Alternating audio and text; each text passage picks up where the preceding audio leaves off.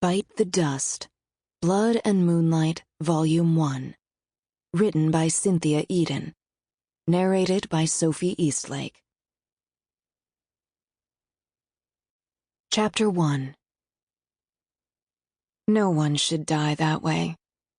Detective Jane Hart stared at the broken body in the middle of Bourbon Street, a doll that had been cast aside. The victim's skin was too pale. Her eyes were wide open, dark, seeming to still show the girl's poor terror. A crowd had gathered. Hardly a surprise. There was always a crowd on Bourbon Street. Jane could hear the whispers and rumbles behind her as everyone strained to get a look at the body. The naked body. The victim had been dumped, just tossed aside near the side of Hell's Gate. Music blasted from the interior of the bar, and plenty of folks were still packed inside the place.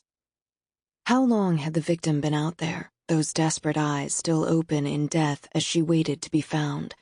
How many people had just walked past her before someone had actually stopped and realized, she's dead. Not passed out, not in some drunken stupor. She's dead. The fact that her throat was ripped open, that should have given someone a freaking clue. Detective Hart? It was one of the uniforms, looking green. He'd been the first on scene, and when he'd called in the homicide, she'd been close by. Her captain had sent her over. My first official case as a homicide detective. More cops were coming. A crime scene team was on the way. There's so much blood, the uniform murmured. Mason Mitchell, a guy in his early 20s with light blonde hair and the horrified gaze that told her he hadn't seen very many bodies before. Maybe he was new to the beat. There are always bodies in this city. Once upon a time, the Big Easy had boasted the highest murder rate of any U.S. city. But things had changed. Tell that to the girl on the ground.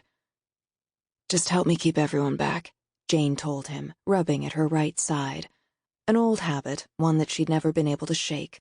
Her fingers pressed hard in that spot, just for a moment, then she squared her shoulders. I want a closer look at her. Mason was right. There really was a whole lot of blood, way too much for a typical scene. It looked as if the victim's throat had been slit wide open from ear to ear. A horrible way to die, but maybe it was quick. The slice of a knife, then she fell.